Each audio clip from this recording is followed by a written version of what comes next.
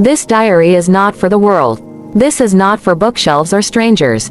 It is only for my trembling hands, for my restless nights, for the hollow inside my chest that still calls his name, John. I write because my heart cannot carry this weight alone. I write because silence is cruel. I write because maybe, if I put these words on paper, the ache will not drown me. This is my story. This is our story. This is the story of virgin dreams of forever. I still remember the first time John held me. The world was noisy that day. Children laughing in the distance, cars groaning on the street, the sun burning too bright, but when his arms circled me, the noise faded. His embrace was not tight, not desperate, not demanding. It was gentle, like the wings of a bird resting on my shoulders. Yet it carried a weight that sank deep into me. I was young then, untouched by the bitterness of loss, still holding my virgin dreams of forever, like flowers unplucked in a secret garden.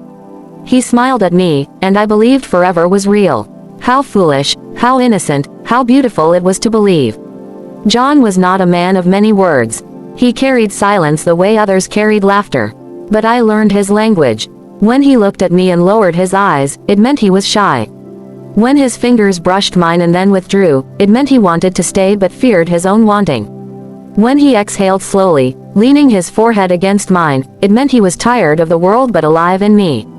I loved him in the silences. I found comfort in them. Sometimes love is not thunder. Sometimes it is a quiet rain that falls unseen, soaking the earth until flowers bloom. Love, I have learned, is not only in sweet kisses or tender smiles.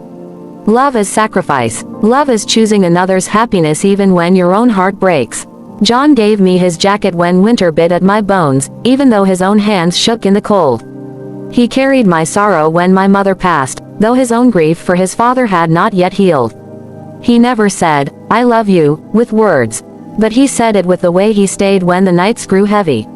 He said it with the way he chose me again and again, even when the world pulled him elsewhere. That is love. Not loud, not always seen, but strong as stone beneath the river's surface. We used to lie on the old wooden bench by the lake, whispering of futures we could not touch. I would speak of a small house filled with laughter, white curtains dancing in the breeze, children running barefoot through the grass. John would listen, smile faintly, and hold my hand tighter. "Forever," I whispered once. "Forever," he repeated, though the word cracked in his throat, as if he already knew forever was fragile. Virgin dreams. They are untouched, unstained, pure. They live in the heart like stars that do not fade. And I held mine so tightly I thought they would last forever. But forever is a cruel word. It promises what time cannot keep. Pain came slowly, like dusk creeping into day.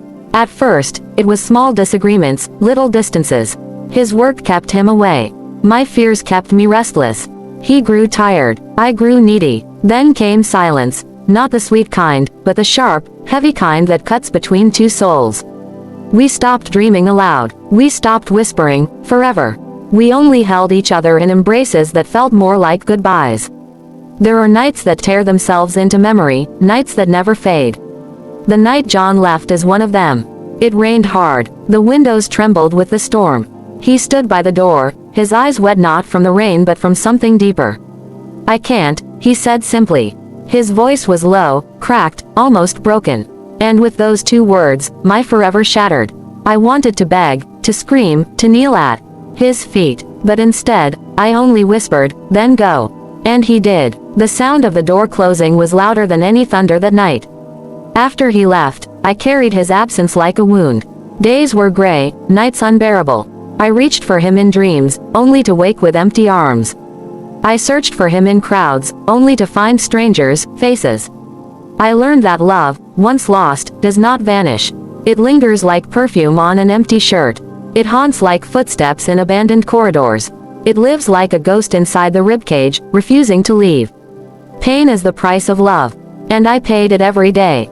Time passed, yet I could not forget the way he held me. Even in the darkest nights, the memory of his embrace gave me warmth. It was a shelter, a reminder that once, I was loved deeply, even if not forever. Sometimes, one embrace can heal years of loneliness. Sometimes, one embrace can ruin you for all others. His did both. The power of embrace, it is both a gift and a curse. I wrote him letters after he left. pages filled with my sorrow, my longing, my hope. I told him I would wait, that love like ours could not die, that forever was still possible. But I never sent them. They remain hidden in this diary, silent witnesses to my bleeding heart.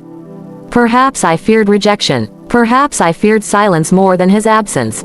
So I wrote and hid, until the letters became like prayers, uttered to no one, yet still sacred. I realize now that love is not always holding on. Sometimes, love is letting go. John left, but maybe he did it because he thought I deserved more than he could give. Maybe his leaving was not betrayal but sacrifice. Maybe his silence was his way of protecting me. This is the cruelty of love. Sometimes, the greatest act of devotion is walking away. And sometimes, the greatest pain is accepting it. I still dream of forever. But now, the dream is softer, sadder. It is no longer a bright house with children laughing. It is a quiet meadow where John and I sit beneath a tree, holding hands, saying nothing, just existing together. Virgin dreams are pure, untouched. Mine are no longer pure. They are stained with tears, broken with loss, heavy with memory. But they are still mine. And they are still beautiful, in their own fragile way. Once, before he left, John kissed my forehead and whispered, "If forever was real, I would give it to you." That memory burns inside me. It is both comfort and torment. For in those words, I heard both love and impossibility. He wanted forever. He could not give it. And so I live between what was and what could have been. Even in pain, hope survives. Some nights, I still dream he will return. Some days, I still imagine his hand reaching for mine in a crowded street. Hope is cruel. Hope is tender. Hope is the thread that keeps me breathing. If love is sacrifice, then hope is survival. And I, broken as I am, still survive. John, if ever you read these pages, know this. I loved you with a love that burned me alive. I loved you with a love that made me whole, then tore me apart. I loved you with a love that will never fade, even as time buries me in silence. You were my forever, even if I was not yours. You were my embrace, my sacrifice, my pain, my reflection of love. You were my virgin dream, untouched in memory, eternal in sorrow. And though you are gone, you are here. Always here. This diary holds 3,500 words of ache, but still, they are not enough.